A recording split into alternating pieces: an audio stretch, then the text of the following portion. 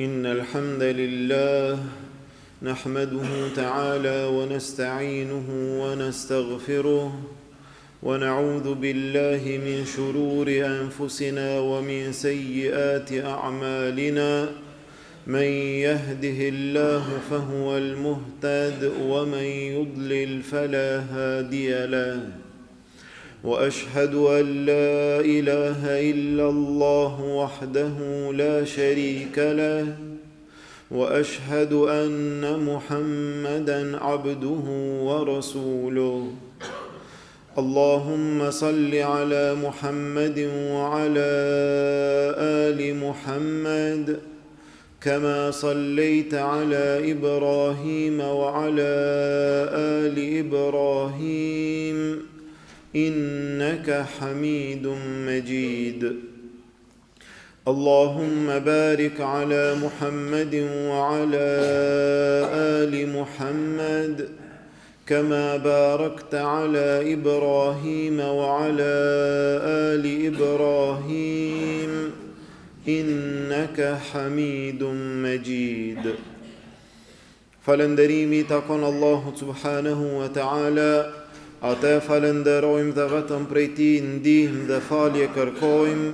Salavatet dhe selamet tona ja dërgojmë dashurit ton Muhammedit sallallahu alaihi wasallam, familjes Tij, shokëve Tij dhe gjithë atyre që e pasojnë rrugën e Tij deri në ditën e gjykimit. Vëllezër të nderuar, jemi në ditë të bekuara, jemi në ditë të dalluara, jemi në ditë me vlerë të madhe, me shpërblime të shumta, me bereqete të mëdhaja në këtë muaj të bekuar të Ramazanit, ku e lutim Allahun Azza wa Jall, Allahu ibadetet tona të na i pranon. Allahu Azza wa Jall pasi na drejtohet të gjithëve, duke na urdhëruar me agjerim, duke na obliguar që ne të agjerojmë për hir të Allahut Azza wa Jall. Allahu në disa ajete flet për agjerimin, mirë po në mesin e këtyre ajeteve, jo rastësisht, Allahu Azza wa Jall thot: "Wa idha sa'alaka 'ibadi 'anni fa inni qarib ujibu da'wata ad-da'i idha da'an فليستجيبوا لي وليؤمنوا بي لعلهم يرشدون." Allahu Azza wa Jall në mesin e ajeteve të agjerimit, pasi na thot që ju është bë obligim agjerimi, pasi flet për ata që janë të sëmur dhe udhëtar, pasi që na tregon se muaj Ramazanit, muaj në të cilin zbriti Kur'ani, pastaj disa rregulla të agjerimit, në mesin e gjitha këtyre ajeteve, në mes të tyre Allahu Azza wa Jall thot: "Nëse pyesin robrit e mi për mua, wa idha sa'alaka 'ibadi 'anni fa inni qarib", nëse robrit e mi pyesin për mua, unë jam afër. Ujibu da'wata ad-da'i idha da'an, i përgjigjem lutjes së atij i cili më lutet. Por çfarë arsye? Në mesin e ajeteve të agjerimit, Allahu Azza wa Jall na drejtohet me këto fjalë, na tregon që sa është e rëndësishme duaja, sa vlerë ka lutja, e sidomos të atij i cili agjeron për hir të Allahut Azza wa Jall. Ky muaj është muaj i shumë ibadeteve të mëdhaja, që besimtari duhet të mundohet t'i realizon ato ditën edhe natën, të agjeron, të falet, të ban dhikr, të lexon Kur'an, të jep zekat, të jep sadaka, të ban punë të mira e kështu me radhë. Mirë po në mesin e shumë këtyre ibadeteve, një ibadet i lehtë, një ibadet i thjesht, një ibadet i shkurt, një ibadet i cili kërkon shumë pak mund, mirë po ka peshë të madhe në jetën e besimtarit dhe ka shpërblim të madh tek Allahu Azza wa Jall. A ibadet nuk kërkon asgjë nga besimtari përveç se ti ngrit duart dhe të lutet tek Allahu Azza wa Jall me çdo gjë apo për çdo gjë që ka nevojë. E Allahu Azza wa Jall ju jep të gjithëve pasuria, pushteti, sundimi Allahut Azza wa Jall nuk paksohet me asgjë. Derisa pejgamberi sallallahu alaihi wasallam tha se Allahu Azza wa Jall në një hadith kudsi thot: Ja ibadi, o robrit e mi, law anna awwalakum wa akhirakum wa insakum wa jinnakum, o robrit e mi, nëse i pari juaj dhe i fundit i juaj, dhe njerëzit dhe gjinët, nëse të gjithë të bohen në një vend të hapur, gjithë njerëzimi, përveç njerëzve edhe gjithë gjinët, nëse të gjithë së bashku i luten Allahut Azza wa Jall, se cili për atë gjë që ka nevoj, se cili për atë dëshirë që ka nevoj, se cili i lutet Allahut Azza wa Jall një nga një, dhe Allahu se cilit një nga një i aplotson dëshirën, tha nuk i paksohet nga sundimi Allahut Azza wa Jall asgjë, as sa merr një gjilpër nga uji i detit. Sa e pakson detin me marr ujë me gjilpër, aq mund të paksohet, as aq nuk paksohet sundimi Allahut Azza wa Jall. Lutë Allahun Azza wa Jall. Për çfarë ta lutim Allahun Azza wa Jall? Për çdo gjë. Për çdo gjë lutë Allahun Azza wa Jall, qoftë e madhe apo e vogël, po cili prej neve nuk ka nevoja në këtë dunja? Cili prej neve nuk ka zbrastira në këtë dunja? Cili prej neve nuk ka mangësi në këtë dunja? Cili prej neve nuk ka nevojë për Allahun Azza wa Jall? Nëse ki ndonjë stres, lutë Allahun. Nëse ki ndonjë dhimbje, lutë Allahun. Nëse ki ndonjë mërzi, lutë Allahun.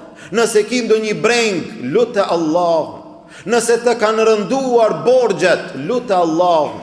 Nëse ki varfri, lutë Allahun. Nëse ki sëmundje, lutë Allahun. Nëse të mungon ndonjë gjë në familje, lutë Allahun. Nëse nuk ki fëmijë, lutë Allahun. Nëse fëmijët nuk janë në rrugë të drejtë, lutë Allahun. Nëse fëmijët e tu kanë ndonjë problem, lutë Allahun. Nëse i ki prindërit gjallë, lutë për ta Allahun. Po nëse ata kanë vdekur përsëri, lutë për ata Allahun. Lutë Allahun për vete, për prindërit e tu, për familjen tënde, për bashortën tënde, për evladin tënd, për shokët e tu, për rrethin tënd. Lutë Allahun Azza wa Jall për çdo gjë, nga se ne kemi nevojë, ndërsa Allahu Azza wa Jall don nga ne, e dëshiron nga ne që ne ta lusim atë.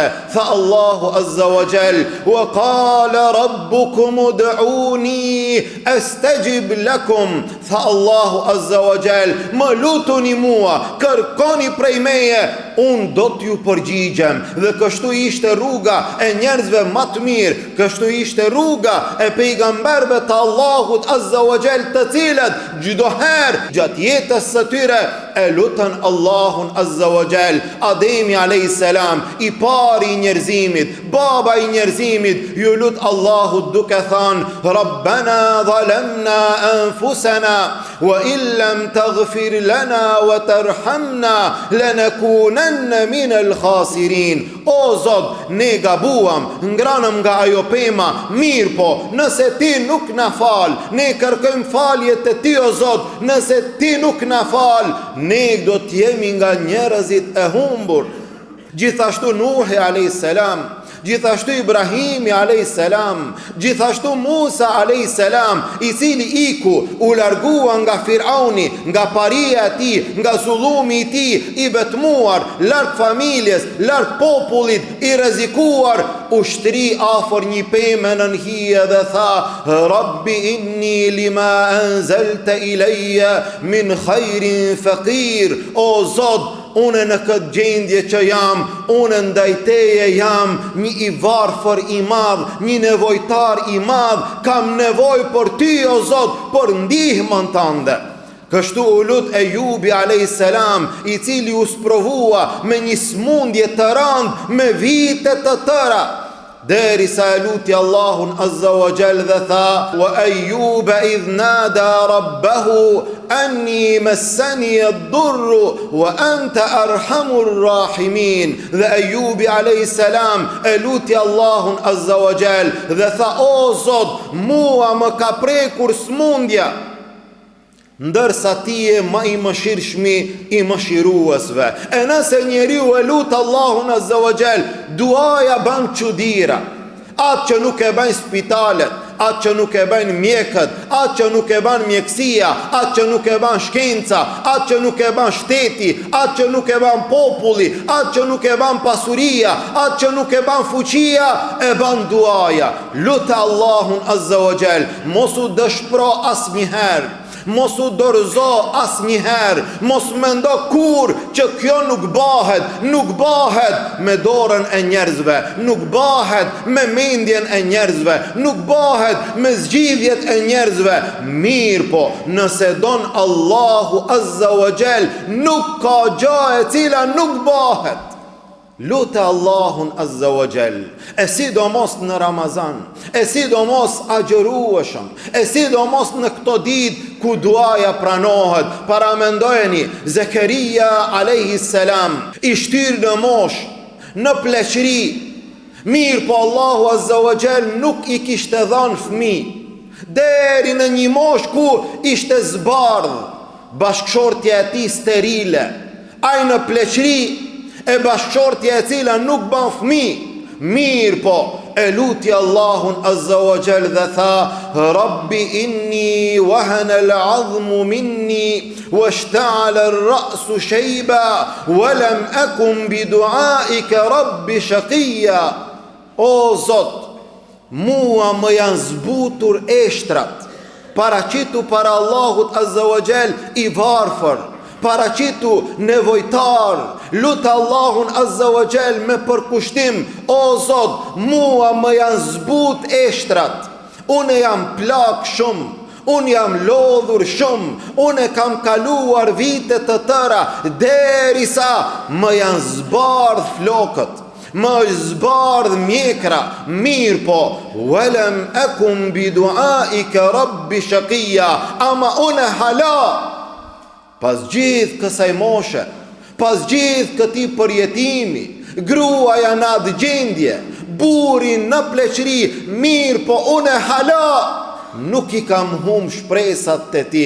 Subhanallah, çka ndodhi? Allahu azza wa jall në atë mosh, në atë gjendje, të ati dhe të asaj, Allahu azza wa jall e nderoj dhe e gëzoj me një fëmijë, me një djalë, të cilin e emërtuan Yahya, i cili më vonë do të jetë gjithashtu pejgamberi Allahut, Yahya alayhi salam. Lutë Allahun azza wa jall, lutë Allahun për çdo gjë të madhe edhe të vogël, lutë Allahun me zemër, lutë Allahun me shpirt, lutë Allahun në të vërtetë dhe serioz. Pejgamberi sallallahu alaihi wasallam tha: Ud'u Allaha wa antum muqinun bil ijaba. Luteni Allahun duke qenë të bindur se Allahu do t'ua pranon. Kështu lutë Allahun i bindur se Allahu do t'a pranon, nuk do t'a kthen mbrapa duan tënde, nga se Allahu nuk e pranon një dua